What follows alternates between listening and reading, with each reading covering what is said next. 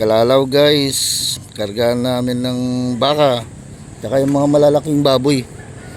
Yan, ikakarga namin. Yan yung baka namin. Yan, maliit lang. Pero malaki kasya dito guys, kahit malaki. Kaya lang pag-isahan lang, malaki na. Yan, kaso maliit yung kukunin namin. Ginagamit namin panghakot. Yan.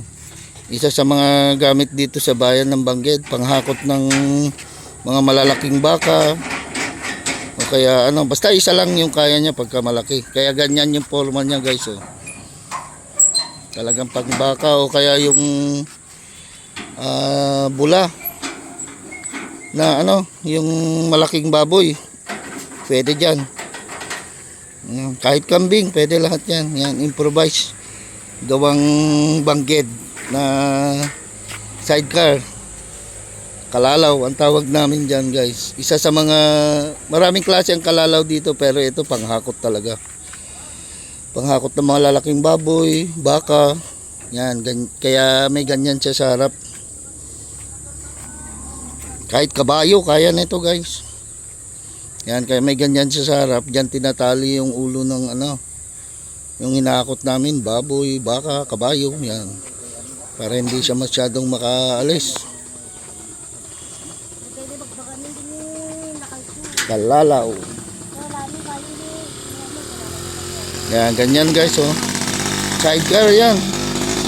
Sidecar na motor.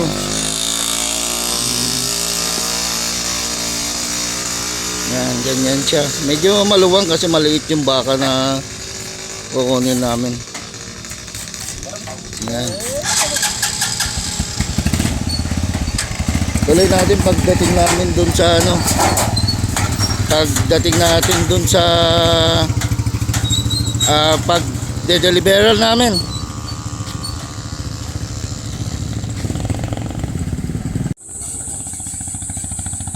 Yan na guys. Tingnan natin makakotilinong pa ito.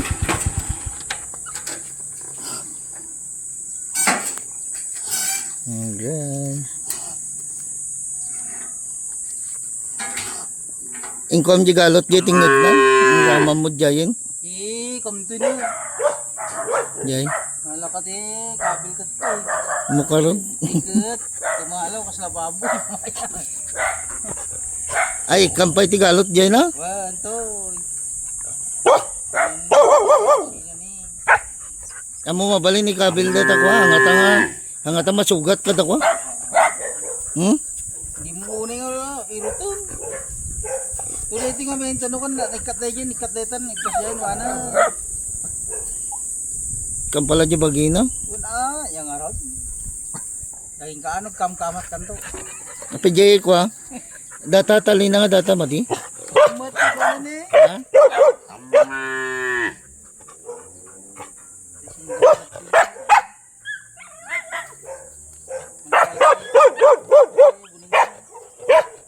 Yan lang guys, baba na namin. Thanks for watching. Nag-aanan yung mga aso namin. Yan, lalagyan ng ganun para hindi makawala.